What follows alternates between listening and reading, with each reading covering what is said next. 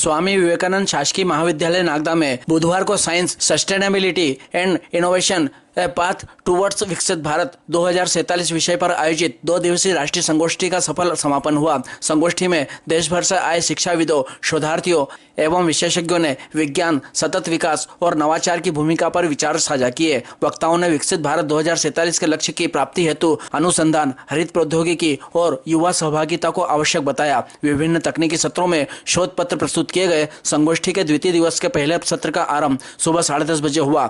सर्वप्रथम कोटा विश्वविद्यालय से सेवानिवृत्त प्रोफेसर डॉक्टर प्रहलाद दुबे द्वारा वेस्ट टू वेल्थ के उद्देश्यों एवं महत्व की चर्चा की गई एवं युवाओं को इस तरफ बढ़ने के लिए प्रोत्साहित किया गया। उन्होंने रिसाइकिल, रीयूज एंड रिड्यूस के साथ साथ रिफ्यूज के महत्व पर प्रकाश डाला। उन्होंने बताया कि जैविक कचरे से कंपोस्ट खाद, प्लास्टिक से पुनर्निर्मित उत्पाद और पुराने सामान से उपयोगी वस्तुएं तैयार कर पर्यावरण संरक्षण के साथ साथ रोजगार के अवसर भी सृजित किए जा सकते हैं। द्वितीय वक्ता के रूप में डॉक्टर ज्योति बोरा मुंबई ने पर ऑनलाइन माध्यम से व्याख्यान दिया, जिस पर समाज एवं नागरिकों को मिलकर चुनौतियों का समाधान करने पर विस्तार से चर्चा की गई। उन्होंने युवाओं को स्वावलंबी बनने के साथ साथ स्वयं में परिवर्तन एवं नवाचार अपनाने के लिए प्रेरित किया। उन्होंने युवाओं को स्टार्टअप के महत्व एवं उपयोगिता के बारे में महत्वपूर्ण जानकारियां दी। तीसरे वक्ता के रूप में ऑनलाइन माध्यम से धीरंग कंसल्टेंट मुंबई के डायरेक्टर डॉक्टर दीपक बोरा जुड़े। उन्होंने बताया कि सात्विक भोजन हमारे स्वास्थ्य एवं विचारों पर प्रभाव डालता है। उन्होंने अन्न की महत्ता बताते हुए उसे ब्रह्म का स्वरूप कहा। डीएवी कॉलेज कानपुर की प्रोफेसर डॉक्टर भावना श्रीवास्तव द्वारा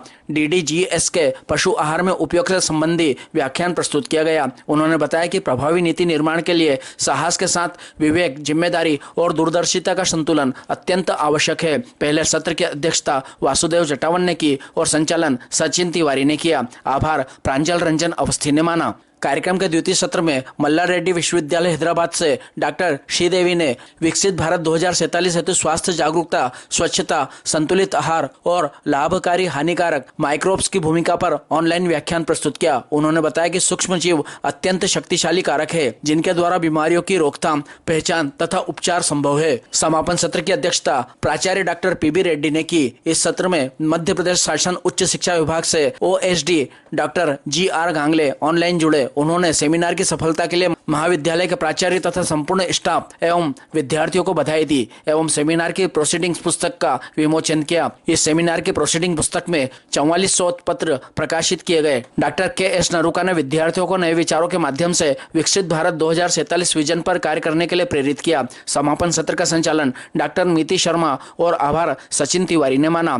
पुष्पा बरानिया द्वारा प्रतिवेदन प्रस्तुत किया गया। शासकीय कन्या महाविद्यालय नागदा के प्राध्यापक डॉक्टर DK बुधोलिया द्वारा संगोष्ठी का फीडबैक प्रस्तुत किया गया, जिसमें उन्होंने बताया कि संगोष्ठी में भौतिक उपस्थिति द्वारा विचारों को अभिव्यक्त करना अधिक प्रभावशाली होता है। उन्होंने संगोष्ठी में विभिन्न शहरों से आए हुए विषय विशेषज्ञों द्वारा दिए गए व्याख्यानों को सरलतम रूप से प्रस्तुत करने पर धन्यवाद प्रेषित किया। महाविद्यालय की BA तृतीय वर्ष की छात्रा अर्चना यादव द्वारा बताया गया कि यह राष्ट्रीय संगोष्ठी सभी विद्यार्थियों के लिए प्रेरणादायक रही, जिसका अनुसरण कर हम आगे बढ़ने के लिए प्रयत्नशील रहेंगे। इस अवसर पर Vasudev Jatavan, doctor Sunil Kumar Prasad, doctor Om Prakash Parmar, Pranjal Ranjan Awasthi, doctor KP Singh Naruka, doctor Shiv Shankar Patel, doctor Asaram Chauhan, doctor Savita Marmat, Lakshmi Kadam, Kavita Kaur Chauhan, doctor Nidhi Vajpayee, Anju Thakur, Mahesh Chandra Padihar, doctor Archana Karandikar, Rachit Chauhan सहित समस्त स्टाफ और बड़ी संख्या में शोधार्थी उपस्थित रहे। क्योंकि नेचर को मैं खुद एक बायोडाइवर्सिटी का स्टूडेंट होने के नाते मैं जानता हूँ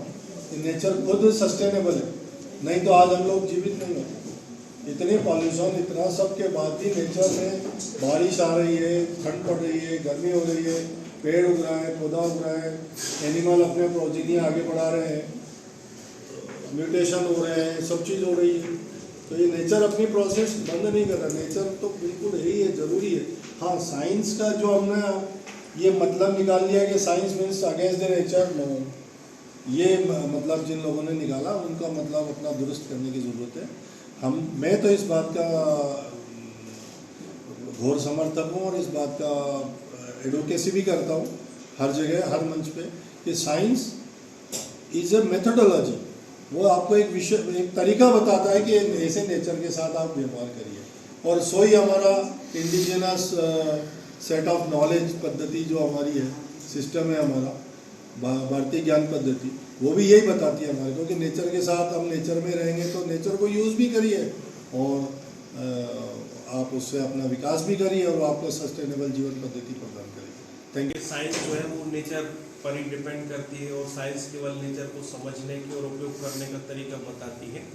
लेकिन न्यूक्लियर एनर्जी अब आज जिसकी वजह से ऐसा लग रहा है कि दुनिया शायद ख़त्म भी हो सकती है, तो ये साइंस ने अब ये कहाँ से नेचर से कनेक्ट कर रही है और ये कैसे सर आप इसको सर ये जो सबसे बड़ा नेचुरल एनर्जी का सोर्स है वो न्यूक्लियर एनर्जी तो आ रही है, फिशन फ्यूजन ही की तो एनर्जी आ रही है।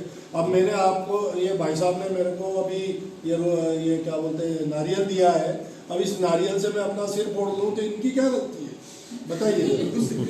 इन्होंने तो मुझे खाने के लिए नारियल दिया है, मैं आई विल ईट इट, तो ये गलती तो हमारी है ना। मतलब बंदर के हाथ में उस तरह आएगा तो उसमें मेथोडोलॉजी की कोई गलती नहीं है, नेचर की कोई गलती नहीं।